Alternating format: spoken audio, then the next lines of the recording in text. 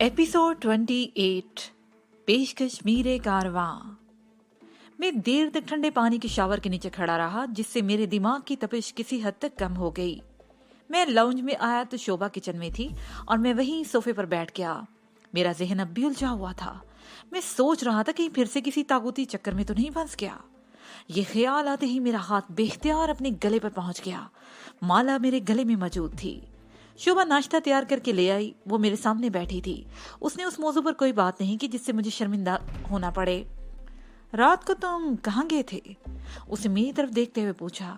अस्पताल, मैंने जवाब दिया। हालांकि मुझे याद था कि सुबह 4 बजे बाहर जाने से पहले मैंने उसे जगाकर बताया था कि मैं कहाँ जा रहा हूँ, लेकिन वो शायद उस वक्त नींद में थी और मेरी बात को समझ नहीं सकी थी।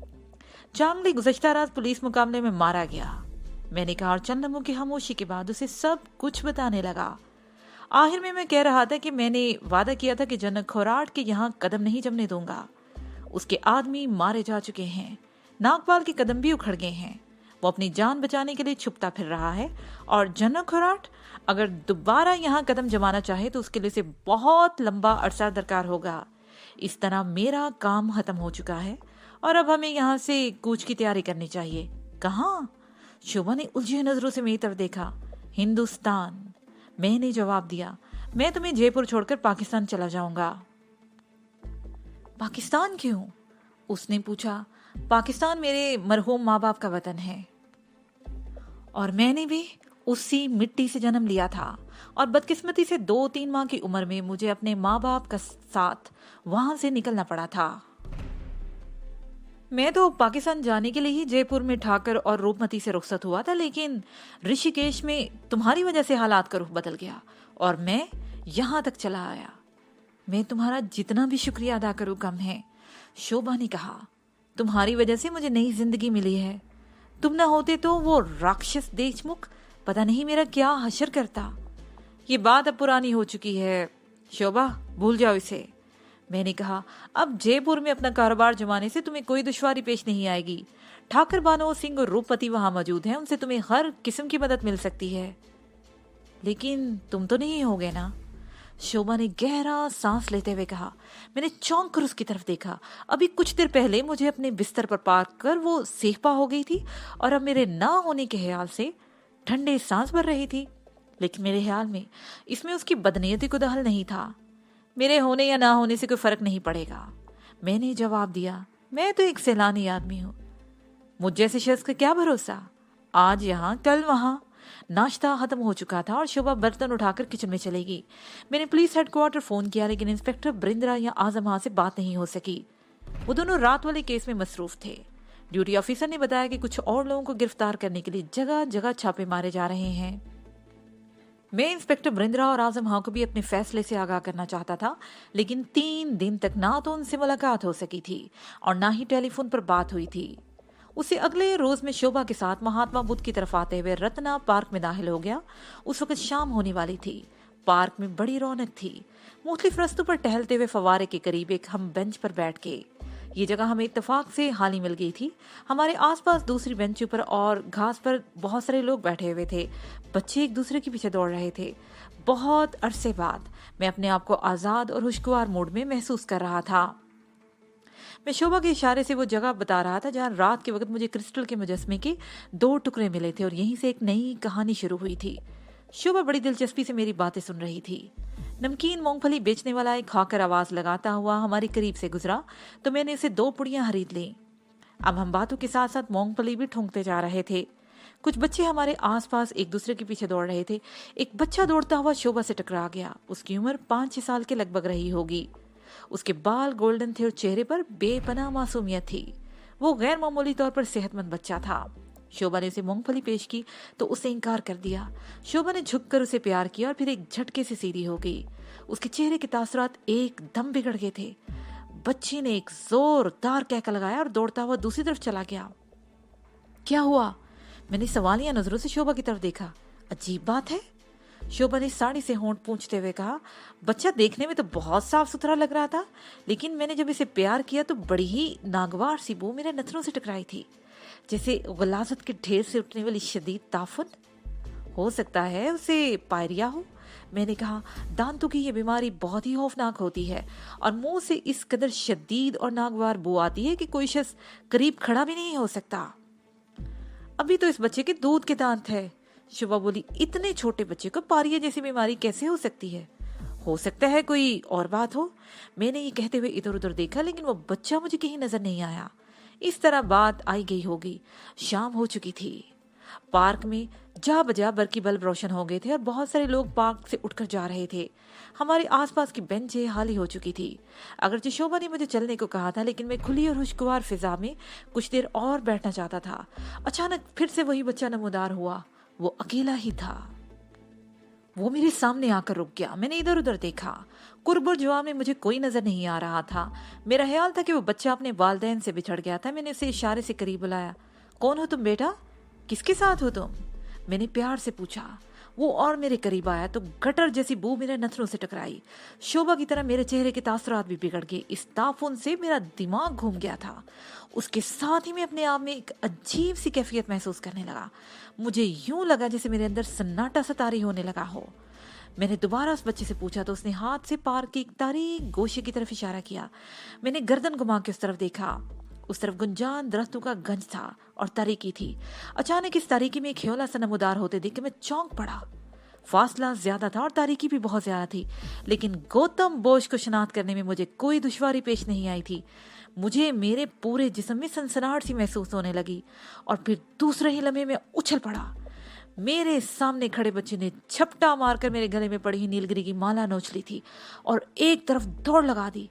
एक लम्हे को तो मुझे कुछ समझ ही नहीं आ सका कि ये क्या हो गया है, लेकिन दूसरे ही लम्हे मेरे दिमाग में धमाका सा हुआ और जैसे किसी कुव्वत ने मुझे पकड़कर एक तरफ उछाल दिया हो। मैं इस बच्चे के पीछे दौड़ रहा था। पार्क में मौजूद लोग हैरत से मेरी तरफ देख रहे थे। उस बच्चे का रुख उसी तारीख गंज की तरफ था जहां मैंने गौतम बोश का ह्योला देखा था। बच्चे की उम्र अगरचे 5-6 साल थी, लेकिन वो चीते की सी तेज रफ्तारी से दौड़ रहा था और फिर देखते ही देखते उसकी हैयत तब्दील हो गई। मैं किसी इंसान के बच्चे का नहीं, कुत्ते के पीछा कर रहा था। नीलगिरी की माला उसने अपने दांतों में दबोच रखी थी। मेरी तो सारी कुव्वत ही जैसे मेरी टांगों में सिमट आई थी। मेरे और कुत्ते के दरमियान फासला बदतरीज कम होता जा रहा था और अचानक इस तरह गिरा जैसे वो किसी सामने दीवार से टकरा गया हो।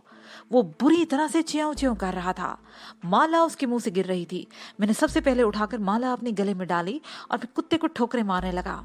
कुत्ते की हैयत एक बार फिर बदलने लगी। वो कुत्ता नहीं, योगी धीराज था। उसके बदन पर सिर्फ लंगोट बंधा हुआ था और एक और ठोकर मारते हुए मैंने तारीक गंज की तरफ देखा। गौतम बोझ का ह्योला भी गायब हो चुका था। अब उस गंज के सामने नीलगिरी का ह्योला खड़ा मुस्कुरा रहा था। उसके होंठों पर बहुत ही हफीफ सी मुस्कुराहट थी। मैंने मुड़कर देखा तो योगी धीराज भी गायब हो चुका था। मैंने गले में पड़ी माला को छूकर महसूस किया और वापस चल पड़ा। अभी चंद कदम ही चला था कि एक उधेड़ उम्र आदमी ने मुझे रोक लिया। क्या बात है मिस्टर? वो मेरी तरफ देखते हुए बोला। तुम पागलों की तरह चीखते हुए उस तरफ क्यों भागे थे? वो बच्चा मेरी माला छीन कर भाग गया था, मैंने जवाब दिया। बच्चा? उस शख्स के लहजे में हैरत थी। मैंने तो उस तरफ किसी को नहीं देखा। तुम तो अकेले ही भाग रहे थे और शायद हवा के पीछे। नहीं, बच्चा था। बच्चा नहीं बल्कि वो कुत्ता था, मैंने कहा। तुम्हारी तबीयत तो ठीक है मिस्टर? उस शख्स के लहजे में तशवीश नुमाया थी। उस तरफ ना तो कोई बच्चा था, ना ही कोई कुत्ता और ना ही कोई और आदमी नजर आया जिससे हम समझे थे कि हमें तो लगा कि तुम रेस लगा रहे हो। मैं बुरी तरह बुखला गया था। 2-3 और आदमी भी वहां आ गए थे और हर शख्स मुझसे यही पूछ रहा था कि मैं पकड़ो पकड़ो का शोर मचाता हुआ क्यों भागा था। बात मेरी समझ में आ गई थी। वो बच्चा या कुत्ता किसी को नजर नहीं आया था और जाहिर बात है किसी ने पंडित धीराज को भी नहीं देखा होगा। दरख्तों के इस घन में गौतम बोश या नीलगिरी के देखे जाने का तो सवाल ही पैदा नहीं होता था। मैं इन लोगों से पीछा छुड़ाने का सोच रहा था कि शोभा भी वहां आ गई। उसने सूरत हाल का अंदाजा लगा लिया। वो मुझे बाजू से पकड़कर एक तरफ ले जाने लगी तो एक आदमी ने शोभा को मशवरा दिया कि मेरा जहनी तवाज़ुन शायद दुरुस्त नहीं, बेहतर होगा कि मुझे किसी अच्छे मॉलिज को दिखाना चाहिए। मैंने लोगों की बातें बर्दाश्त कर ली थी। जाहिर है कि इसमें उनका कोई कसूर नहीं था। उन लोगों में से किसी ने भी कुछ नहीं देखा था। अगर वो इस बच्चे या कुत्ते को देख लेते तो शायद तर्ज अमल कुछ और होता। अब तो वो मुझसे इजहार हमदर्दी कर रहे थे। शोभा मुझे बाजू से पकड़े पार्क से बाहर ले आई और गेट से निकलकर चंद कदम चलने के बाद हमें एक टैक्सी मिल गई जिसमें बैठकर हम घर आ गए। उस बच्चे पर मुझे उसी वक्त शुबा हो गया था जब मैंने उससे ताफून उठता महसूस किया था। शोभा ने लाउंज में दाखिल होते ही सोफे पर गिरते हुए कहा, चेहरे पर कितनी मासूमियत थी लेकिन कितना हबीस निकला। और क्या देखा तुमने? मैंने उलझी नजरों से उसकी तरफ देखा। और क्या देखना बाकी रह गया था? वो बोली, वो तुम्हारी माला छीन कर भागा था और किसी चीज से ठोकर खाकर गिर गया था।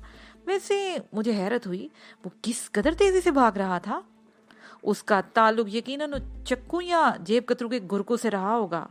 ऐसे लोगों को बचपन से ही ट्रेनिंग दी जाती है। बड़ा होकर ये बच्चा तो बहुत ही मंजा हुआ मुजरिम बनेगा। मेरे मुंह से गहरा सांस निकल गया। शोभा ने उस बच्चे को ही देखा था, इससे आगे वो कुछ नहीं देख सकी थी और मैं भी उसे कुछ बताकर खौफजदा नहीं करना चाहता था। तकरीबन आधे घंटे बाद मायावती भी पहुंच गई।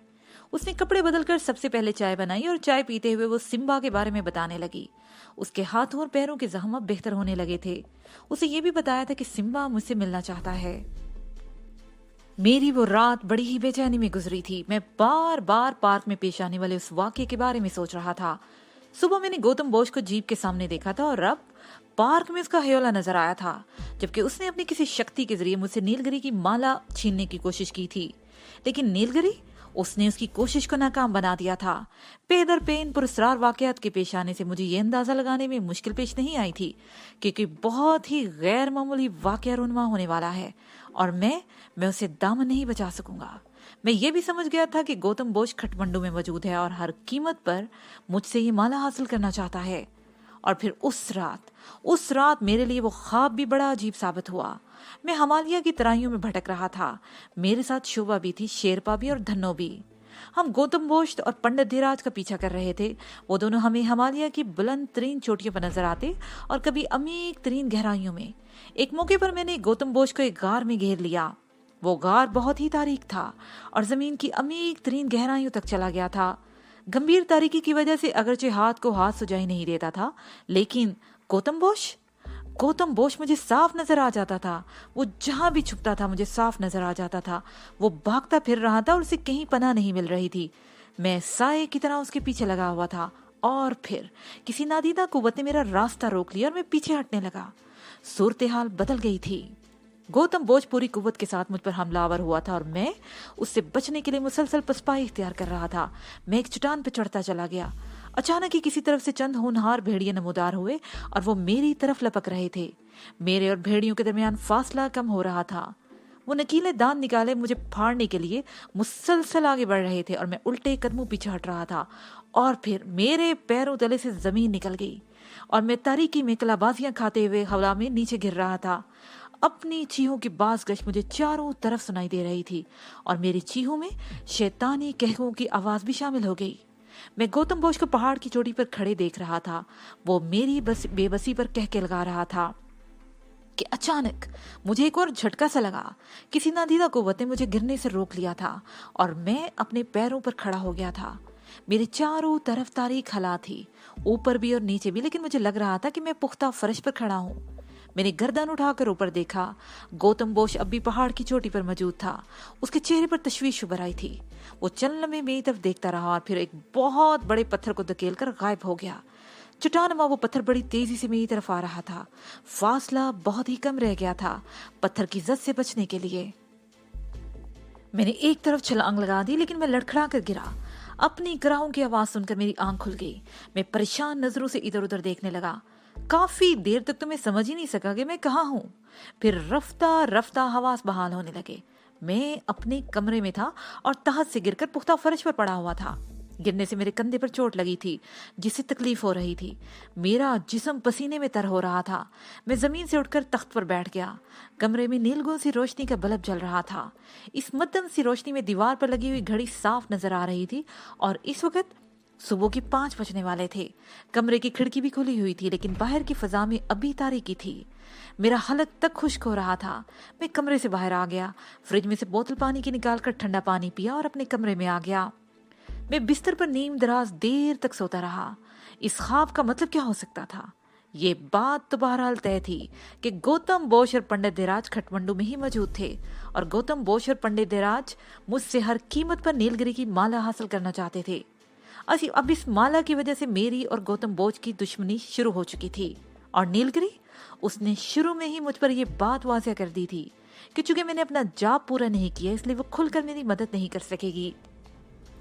ताहम वो मेरी मदद कर रही थी और उसने ये माला गालबन मुझे इसलिए लेकर दी थी कि मैं गौतम बोस के मंत्र से महफूज रहूं।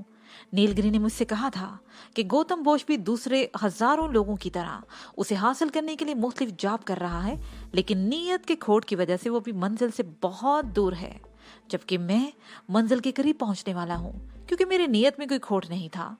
मैं कोई शक्ति अपने जाती मफाद के लिए नहीं हासिल कर रहा था, बल्कि दूसरों की भलाई के लिए हासिल करना चाहता था।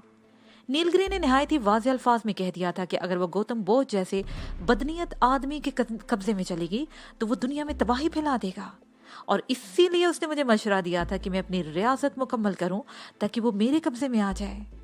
और मेरी हिफाजत के लिए उसने मुझे अपनी माला भी दे दी थी। मैं अगरचे बाकायदा रियासत नहीं कर रहा था, लेकिन इसके बावजूद गौतम बोस मुझे अपने रास्ते की सबसे बड़ी रुकावट और अपने लिए खतरा समझ रहा था। शायद वो भी जानता था कि मैं उससे पहले मंजिल पर पहुंच जाऊंगा, इसलिए वो मुझे अपने रास्ते से हटाना चाहता था। लेकिन नीलगिरी की माला मेरे पास होने की वजह से उसका कोई वार मुझ पर कारगर नहीं हो सकता था, इसलिए वो सबसे पहले मुझसे उस माला से छीनना चाहता था और उसके लिए वो मुख्तलिफ हथकंडे इस्तेमाल कर रहा था। पंडित धीराज उसका चेला था और मैं जान गया था कि उसके लिए पंडित धीराज की हैसियत पालतू कुत्ते से ज्यादा नहीं थी। मैं अजीब मुश्किल में फंस चुका था। मैंने योगा की मशक अपने आप को तंदुरुस्त और चाको चबंद रखने के लिए शुरू की थी और योगी गौतम बोस ने मुझे शक्तियों के चक्कर में डाल दिया था। मैं इन मामलात में नहीं पड़ना चाहता था, लेकिन गैर इरादी और लाशौरी तौर पर मेरे कदम उस रास्ते पर उठते चले गए थे और अब मैं इतना आगे निकल चुका था कि वापसी नामुमकिन थी। अगर नामुमकिन नहीं तो मुश्किल जरूर हो गई थी। इन पंडितों और योगियों को मैं अच्छी तरह समझ चुका था। जयपुर में इनसे वास्ता पड़ चुका था और ये लोग आसानी से किसी का पीछा छोड़ने वाले नहीं थे। मैं जान गया था कि अब चाहूं भी तो आसानी से इस तागूती चक्कर से नहीं निकल सकूंगा। अपने आप को बचाने का सिर्फ एक ही तरीका था कि मैं वो माला नीलगिरी को लौटा दूं या गौतम बोस के हवाले कर दूं। लेकिन मैं इस हकीकत से भी वाकिफ था कि गौतम बोस इसके बाद भी मुझे जिंदा नहीं छोड़ेगा। ये पंडित किस्म के लोग अपने दुश्मन को कभी जिंदा नहीं छोड़ते। दिन का मध्यम सा उजाला फैल रहा था। मैं बिस्तर से उठकर खिड़की के सामने आ गया और खिड़की के दोनों पट खोल दिए और ताजा हवा में गहरे गहरे सांस लेने लगा। मायावती की उस रोज छुट्टी थी, इसलिए वो भी देर तक सोती रही। मैंने उसे जगाना मुनासिब नहीं समझा और 8 बजे के करीब अपने लिए चाय बनाकर बरामदे में आकर बैठ गया। मैंने भी चाय खत्म भी नहीं की थी कि फोन की घंटी बजने लगी। मैं उठकर लाउंज में आ गया और फोन का रिसीवर उठा लिया। वो इंस्पेक्टर बृंद्रा की कॉल थी। क्या तुम हेडक्वार्टर आ सकते हो? उसने मेरी आवाज सुनकर कहा। हैरियत, मैंने दरियाफ्त किया। यहाँ आ जाओ, इत्मीनान से बात करेंगे। उसे मजीद कुछ कहे बगैर रिसीवर रख दिया। मैंने फोन बंद कर दिया और शोभा के कमरे में जाकर उसे जगाया और उसे बताया कि बृंद्रा ने मुझे हेडक्वार्टर बुलाया है। शोभा फौरन ही उठकर कमरे से बाहर आ गई थी। मैं अपने कमरे में आकर बाथरूम में घुस गया। 15-20 मिनट तक मैं फ्रेश होकर तैयार होकर बाहर निकला तो शोभा नाश्ता तैयार कर रही थी। नाश्ता करने के बाद मैं घर से निकला तो 9:30 बज रहे थे। काफी दूर तक पैदल चलने के बाद टैक्सी मिली थी। इस तरह जब मैं हेडक्वार्टर पहुंचा तो 10:15 बज रहे थे। बरिंद्रा अपने ऑफिस में मौजूद था। मुझे देखते ही वो उठ गया और हम दफ्तर से निकलकर एक और कमरे में आ गए। कमरे में कदम रखते ही मैं ठटक कर रुक गया। दन्नो एक बेंच पर दीवार के साथ टेक लगाए बैठी थी। उसने अपने दोनों हाथ घुटनों पर लपेट रखे थे। उसकी आंखें सुर्ख हो रही थी, जैसे रात भर जागी या देर तक रोती रही हो। मुझे देखकर वो एक झटके से उठ गई और दौड़कर मुझसे लिपटकर दाढ़े मार मार कर रोने लगी। मैं इस सूरत हाल से बदहवास सा हो गया। धन्नू को संभालने में कई मिनट लग गए। मैं उसे अपने आप से अलग किया और उसके चेहरे पर नजर जमाते हुए पूछा, क्या हुआ? तुम रो क्यों रही हो? थोंची और बेरजानी कहाँ है और तुम यहाँ कैसे आई? मैं एक ही सांस में कई सवाल कर डाले। उसे इस हालत में देखकर मेरा माथा ठनका था और वो आंसू भरी आंखों से मेरी तरफ देखती रही। उसने कुछ कहना ही चाहा, लेकिन होंठ सिर्फ फड़फड़ा कर रह गए। इसके माँ बाप को कत्ल कर दिया गया है। इन दोनों की लाशें अस्पताल के मुर्दाखाने में पड़ी हैं। इंस्पेक्टर बृंद्रा की आवाज सुनकर तो मैं उछल ही पड़ा। मेरे दिमाग में धमाके से हो रहे थे। मैंने धन्नू की तरफ देखा और एक बार फिर उस पर सवालात की बौछार कर डाली, लेकिन वो कोई जवाब न दे सकी। मैं बृंदरा की तरफ घूम गया। आज सुबह 7 बजे के करीब ये अपने माँ बाप की लाश को कश्ती में डालकर इबादत गाह से 5 मील दूर हाईवे पर वाक़या बस्ती के घाट पर पहुंची थी। बृंदरा कह रहा था, लोगों ने पुलिस चौकी को इतला दे दी। उस बस्ती की पुलिस चौकी का अमला सिर्फ 6 एहलकारों पर मुश्तमिल है और लाशों को जीप में डालकर शहर के अस्पताल पहुंचा दिया गया और फिर हेडक्वार्टर रिपोर्ट दे दी गई। मैं 9 बजे के करीब दफ्तर आया तो यहाँ इसे देखकर ठटक गया था। मेरा ख्याल था ये अपने बाप के साथ आई होगी, लेकिन एक सब इंस्पेक्टर ने मुझे वाकये से आगाह किया तो मैं भी परेशान हो गया। ये मुसलसल हो रही है, अभी तक इसने कुछ नहीं खाया पिया। मैंने तुम्हें इसलिए बुलाया है कि तुम इबादत गाह में इसके पास रह चुके हो और ये तुमसे मानूस भी है। ठीक है, मैंने कहा, मेरा भी यही ख्याल था कि इसने अभी तक कुछ खाया पिया नहीं होगा। चाय और नाश्ता दिया था हम लोगों ने इसे, लेकिन इसने कुछ नहीं लिया। बृंदरा ने कहा, तुम चाय वगैरह भिजवा दो, मैं मालूम करता हूँ। मैंने कहा। बृंदरा कमरे से चला गया और दन्नो अभी तक मुझसे लिपटी हुई थी। मैंने उसे उसका शाना थपथपाया और उसे अपने से अलग करके कुर्सी पर बैठा दिया और खुद भी दूसरी कुर्सी घसीट कर उसके सामने बैठ गया। दन्नो मुसलसल रो रही थी और उसके आंसू थमने में नहीं आ रहे थे। थोड़ी देर बाद ही कांस्टेबल ट्रे उठाए कमरे में दाखिल हुआ। उसमें चाय के 2 कप और डबल रोटी के अलावा पानी का गिलास भी रखा हुआ था। मैंने पानी का गिलास उसकी तरफ बढ़ाया। लो, पानी पियो और कुछ खा लो, वरना तुम्हारी तबीयत खराब हो जाएगी। दन्नो ने पानी के चंद घूंट पिए और गिलास हटा दिया। मेरे इसरार पर उसने डबल रोटी का एक स्लाइस भी खा लिया और चाय की चुस्कियां लेने लगी। 15-20 मिनट बाद उसकी हालत कुछ संभल सकी थी। मेरी मौजूदगी से शायद उसे कुछ हौसला मिला था। अब बताओ क्या हुआ था? मैंने उसकी तरफ देखते हुए कहा। वो कौन लोग थे और क्या चाहते थे? वो 3 आदमी थे, धन्नो ने सिसकी भरते हुए कहा। वो आधी रात को वहां आए थे। उनकी मोटर की आवाज सुनते ही बाबा ने मुझे और मामा को एक गाड़ में छुपा दिया था। तकरीबन 1 घंटे बाद बाबा की चीखों की आवाज सुनकर माँ मुझे गाड़ में छोड़कर चली गई थी। उसे मुझे सख्ती से हिदायत की थी कि कुछ भी हो मैं गाड़ से बाहर ना निकलूं। जब मैं गाड़ से मजीद पीछे हटती ही बहुत दूर तक चली गई। मुझे आवाज भी सुनाई नहीं दे रही थी। मैं रात भर वहां पे छुपी रही। जब मैं बाहर निकली तो दिन की रोशनी हो चुकी थी। घर का सारा सामान बिखरा हुआ था और माँ की बरहना लाश इबादतगाह के बरामदे में पड़ी हुई थी। उसका शरीर जख्मों से चूर था और बाबा की लाश इबादतगाह के अंदरूनी हिस्से में बुधा के बड़े मुजस्मे के सामने पड़ी थी। उसका जिस्म भी जख्मों से चूर चूर था और शहरक कटी हुई थी। वो चंद लम्हों को खामोश हुई और फिर फूट फूट कर रोने लगी। मैं उसकी कैफियत को समझ रहा था। ऐसे संगीन हालात मुझ पर भी गुजर चुके थे जब मेरे माँ बाप को मेरी ही नजरों के सामने मौत के घाट उतार दिया गया था। धन्नो भी कुछ ऐसी ही सूरत हाल से 2-4 हुई थी। वो रोते हुए बता रही थी कि कातिल वहां से जा चुके थे। अगर उस वक्त तक मौजूद होते तो उसे भी जिंदा न छोड़ते। धन्नो ने बड़ी हिम्मत से काम लिया था कि अपनी माँ और बाप की लाशों को कश्ती में डालकर बस्ती तक ले आई थी और किसी तरह वो पुलिस हेडक्वार्टर तक पहुंच गई थी। मैंने इंस्पेक्टर बृंदरा को बुलाकर उसे सारी सूरत हाल से आगाह कर दिया। बुध नीलकंठ की वो इबादतगाह शहर के बाहर एक थाने की हदूद में थी। दन्नो के बयान के मुताबिक पुलिस ने अपनी सारी कार्रवाई मुकम्मल करके एक तफ्तीशी टीम भी तश्कील दे दी थी। ये अब वापस इबादतगाह तो जा नहीं सकती। बृंदरा ने कहा, तुम इसे अपने साथ ले जाओ। शोभा और मायावती से इसे कुछ हौसला मिलेगा और इसका ध्यान बढ़ जाएगा। और इसकी माँ बाप की लाशों का क्या होगा? मैंने पूछा। लाशों की हालत बहुत खराब है, इसे दोबारा वहां ले जाना मुनासिब नहीं है, बृंदरा ने जवाब दिया। किसी भी फलाही इदारे के जरिए उनकी आखिरी रस्मात का बंदोबस्त किया जाएगा। जब मैंने धन्नो के साथ घर वापस पहुंचा तो दोपहर हो चुकी थी। मेरे साथ एक अजनबी लड़की को देखकर शोभा और मायावती की आंखों में उलझन से तैर गई। उनकी वहशत की एक और वजह थी कि धन्नो के जिस्म पर लिपटी हुई चादर पर खून के धब्बे पड़े हुए थे। मैंने धन्नो के बारे में बताया तो वो दोनों और भी परेशान हो गई। बहरहाल उन दोनों ने धन्नो को संभाल लिया। मैं धन्नो को उनके हवाले करके अपने कमरे में आ गया और बिस्तर पर लेटते ही मेरी आंखें बंद हो गई। मैं तकरीबन रात भर जागता रहा था और नींद पर काबू पाना मेरे तो क्या किसी के बस में नहीं था। 2 घंटों बाद शोभा ने मुझे जगा दिया। खाना तैयार हो चुका था। मैं अपने कमरे से निकला तो धन्नो को देखकर उछल पड़ा। शोभा ने इसे नहलाकर अपना लिबास पहना दिया था। हल्के नीले रंग की साड़ी में वो वाकई क़यामत लग रही थी। मायावती में भी बुधा की पैरोकार थी। वो धन्नो की ज़बान में पूरी तरह समझती थी, इसलिए उसे संभालने में ज्यादा दुश्वारी पेश नहीं आई थी। बहरहाल इस वक्त भी उसे थोड़ा बहुत खाना जबरदस्ती खिलाया गया था। मैं धन्नो से पूछता रहा कि वो कौन लोग थे, लेकिन वो इससे ज्यादा कुछ ना बता सकी कि उनकी तादाद 3 थी। उसके कहने के मुताबिक आधी रात के वक्त थोंची ने उन्हें झंझोड़ कर जगा दिया था। उस वक्त वो जीप टीले के करीब आकर रुकी थी। उसमें से 3 आदमी बैठे हुए थे। थोंची इन दोनों को इबादतगाह के अकमे गार में ले गया और उन्हें बहुत अंदर चले जाने को कहा ताकि हम अजनबियों की नजरों में न आ सके। 1 घंटे बाद थोंची की चीखें सुनाई दी तो भीरजानी उसे मजीद गार के अंदर धकेलती हुई बाहर चली गई। धन्नो डर के मारे गार में बहुत अंदर तक चली गई थी। वो रात भर वहां दुबकी रही।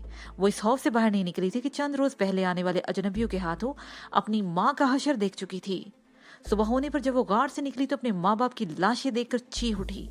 वो देर तक उन लाशों से लिपटी रोती रही, लेकिन इस वीराने में उसे तसल्ली दिलासा देने वाला कोई नहीं था। उसने अपने आप पर काबू पाकर बड़ी हिम्मत से काम लिया और लाशों को कश्ती में डालकर बस्ती के घाट पर ले आई। तुमने इस बस्ती में किसी को या यहाँ पुलिस वालों को बुद्धा के मुजस्मे के अंदर खुफिया रास्ते के बारे में तो नहीं बताया? मैंने पूछा। नहीं, उसे नफी में सर हिला दिया। मैंने किसी को नहीं बताया, सिर्फ तुमसे बात की थी। और बेहतर होगा इस सिलसिले में खामोशी रहना, मैंने उसके चेहरे पर नजरें जमाते हुए कहा।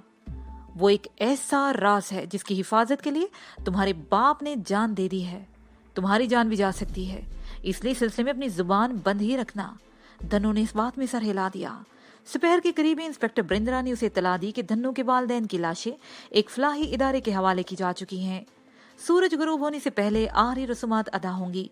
धन्नो अगर चाहे तो उनमें शरीक हो सकती है। मैंने धन्नो को बताया तो वो फौरन ही तैयार होगी। मैं वक्त मुकर्रर पर उसे बताई हुई जगह पर ले गया। नहर से बाहर वो बुद्धा के पैरोकारों का शमशान घाट था। 3 भिक्षु के अलावा वहां चंद आदमी और भी थे। धन्नो अपने माँ बाप के चेहरे को देखकर फूट फूट कर रोने लगी। मैं बड़ी मुश्किल से उसे संभाले हुए था। दोनों चिताओं को आग दिखाने के बाद एक भिक्षु ने मुझे इशारा किया और मैं धन्नो को लेकर वापस आ गया। शमशान घाट शहर से काफी दूर था।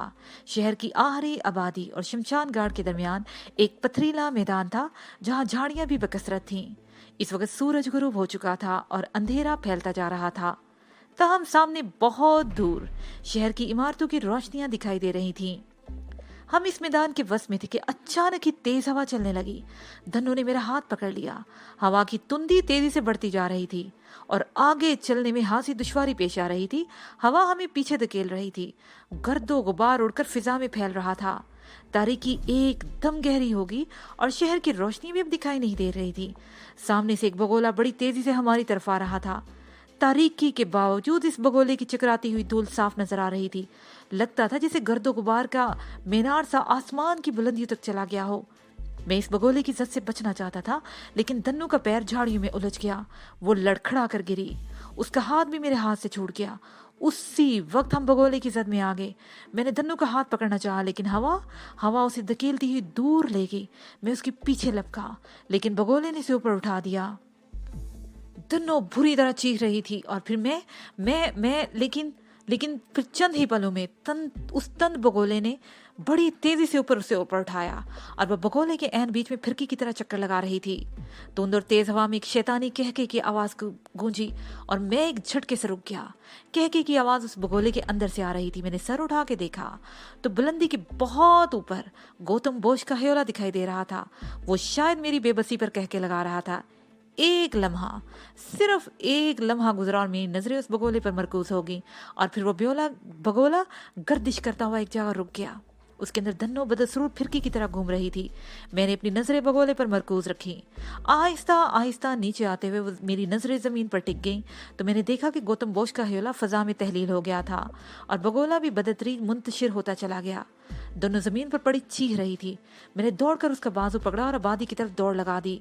धन्नो ने साड़ी पहन रखी थी, जिसकी वजह से उसे दौड़ने में खासी दुश्वारी पेश आ रही थी।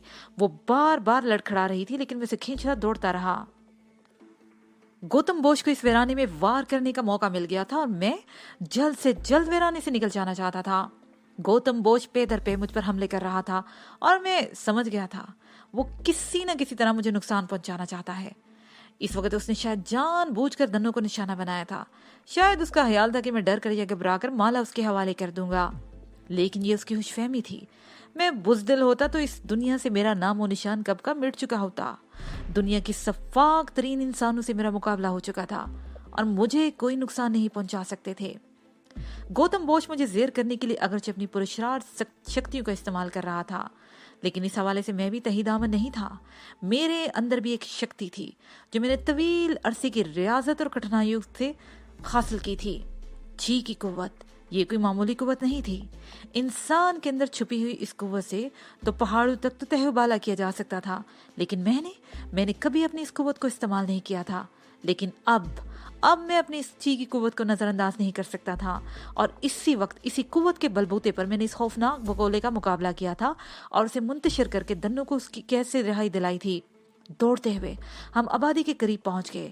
دنوں بری طرح ہانپ رہی تھی. ہم ایک جگہ رک گئے. دنوں نے اپنی سانس پر قابو پایا، ساڑی درست کی اور ہم آگے چلنے لگے. دنوں تو اس قدر خوفزدہ تھی کہ اسے ابھی تک میرا ہاتھ پکڑ رکھا تھا. آبادی میں کوئی معمول کے خلاف بات نہیں ہوئی، اور میں اچھی طرح جانتا تھا کہ اس طرف نہ تو آندھی آئی تھی نہ ہی بگولے اٹھے تھے. یہ صرف اور صرف گوتم بوج کی حرکت تھی. ایک خالی چوک پر ہمیں ایک خالی رکشہ مل گیا. دونوں میرے ساتھ سمٹی بیٹھی تھی. اس کا سارا بوجھ میرے اوپر تھا اور میں نے بھی اپنا ایک بازو اس کی کمر کے گر حمال کر رکھا تھا. رکشہ سائیکل کے ہینڈل پر عقبی منظر پیش کرنے والے آرائش کے لیے آئینے لگے ہوئے تھے. ڈرائیور نے آئینے اس طرح ایڈجسٹ کر دیے کہ ہمیں اچھے سے دیکھ سکتا تھا. اس کا خیال تھا کہ شاید میں اس خوبصورت لڑکی کو کہیں بھگا کر لے کے جا رہا ہوں. تھوڑی دیر بعد ہم بحریت گھر پہنچ گئے. شوبھا اور مایامتی دنوں کو دیکھ کر چونک سی گئیں. ان کے چہرے پر اب بھی خوف کی زردی کھنڈ رہی تھی. میں نے انہیں بتایا کہ ایک بگولا اسے اڑا کر لے کے جا رہا تھا تو شوبھا اور مایامتی نے مانی ہے اس نظروں سے ایک دوسرے کی طرف دیکھا. کیا بات ہے، اسے کہاں لے گئے تھے اور یہ اتنی خوفزدہ کیوں ہے؟ شوبھا نے علیحدگی کا موقع ملتے ہی مجھ سے پوچھا. اس کی آنکھوں میں شک کی جھلک نمایاں تھی. یہ زندگی میں پہلی بار شمشان گھاٹ گئی تھی، میں نے بتایا. اور تم جانتی ہو ایسی جگہوں پر تو ویسے ہی وحشت ہوتی ہے، اور اتفاق سے واپسی پر وہ ایک بگولے کی زد میں آ گئی تھی. یہ تو اس کی قسمت اچھی تھی کہ بگولا اسے زیادہ اوپر نہیں لے کر گیا تھا. شوبھا نے مزید جرا نہیں کی، لیکن اس کی آنکھوں میں بے یقینی کے تاثرات تھے، اور میں سمجھ گیا تھا کہ وہ کیا سوچ رہی ہوگی. اس رات انسپیکٹر برندرا اور اعظم خان بھی آ گئے. برندرا نے بتایا تھا کہ صبح پولیس کی پارٹی بدھ نیل کنٹھ کی عبادت گاہ پر پہنچی تھی اور واپس آ گئی تھی. وہاں سے کوئی خاص بات معلوم نہیں ہو سکی تھی، البتہ عبادت گاہ کے برآمدے اور اندرونی حصے میں مہاتما بدھ کے مجسمے کے ارد گرد خون کے دھبے ملے تھے. برندرا نے مجھے مشورہ دیا تھا کہ جب تک کوئی اور بندوبست نہیں ہو جاتا دھنو ہمارے پاس ہی رہے گی. مجھے دنوں کو اپنے پاس رکھنے میں کوئی اعتراض نہیں تھا، لیکن عبادت گاہ پر کسی کی موجودگی بھی ضروری تھی. وہاں تھونچی کی کھیتی باڑی تھی، مویشی تھے جن کی دیکھ بھال ضروری تھی. برندرا نے کہا کہ وہ کوئی نہ کوئی بندوبست کر لے گا. مجھے سب سے زیادہ فکر عبادت گاہ میں بدھا کے عظیم القامت سونے کے مجسمے اور سونے کی اسکان کی تھی، جس کا راز صدیوں سے سینہ بسینہ منتقل ہوتا آ رہا تھا. انسپیکٹر برندرا اور اعظم خان اگرچہ فرض شناس اور دیانتدار آفیسر تھے، لیکن اس راز کے لیے ان پر بھی بھروسہ نہیں میں کر سکتا تھا. مجھے کسی ایسے آدمی کو تلاش کرنا تھا جو اس راز کو مرتے دم تک اپنے سینے میں محفوظ رکھ سکے، اور میں جانتا تھا کہ ایسا کوئی آدمی تلاش کرنا آسان نہیں تھا جو سونے کے پہاڑ والے راز کو اپنے سینے میں چھپا سکے. دھنو کی وجہ سے میرا سارا پروگرام اپسیٹ ہو چکا تھا. اگر دھنو کے والدین کو قتل نہ کیا گیا ہوتا اور دھنو یہاں نہ آئی ہوتی تو میں شوبھا کے ساتھ ہندوستان جا چکا ہوتا. لیکن دھنو کی وجہ سے مجھے اپنا پروگرام بدلنا پڑا. ادھر پولیس اور ناگپال کے بیچ آنکھ مچولی کا کھیل جاری تھا. پولیس کبھی ناگپال کو گھیرے میں لے لیتی اور کبھی وہ پولیس کو نیچا دکھا کر رکھ دیتا. بہرحال یہ کھیل جاری تھا، لیکن میں سے قطعی لا تعلق ہو چکا تھا. میں نے اپنے وعدے کے مطابق جنرل کھوراٹ کے آدمی کو یہاں قدم نہیں جمانے دیا تھا. چانگلے کی موت کے ساتھ ہی یہ قصہ ختم ہو چکا تھا. ناگپال اپنی جان بچانے کے لیے بھاگا پھر رہا تھا، اور جنرل کھوراٹ اگر دوبارہ یہاں قدم جمانا چاہے گا تو اس کے لیے اسے خاصا وقت درکار ہوگا. ناگپال کے ساتھ پولیس کا کھیل جاری تھا، اور میں دھنو کی وجہ سے الجھ کر رہ گیا تھا. 3-4 روز گزر گئے. اس دوران گوتم بوش کی طرف سے کوئی غیر معمولی بات سامنے نہیں آئی تھی. میں ایک مرتبہ بدھ نیل کنٹھ کی عبادت گاہ کا چکر بھی لگا آیا تھا. مویشیوں کی دیکھ بھال کے لیے انسپیکٹر برندرا نے وقتی طور پر کچھ انتظام کر دیا تھا. 2 آدمی وہاں رہ رہے تھے، لیکن ضرورت اس بات کی تھی کہ وہاں کچھ ایسے لوگ رکھے جائیں جو مستقل طور پر وہاں رہائش بھی اختیار کر سکیں. اس کے ساتھ ہی یہ پارٹ اپنے اختتام کو پہنچا.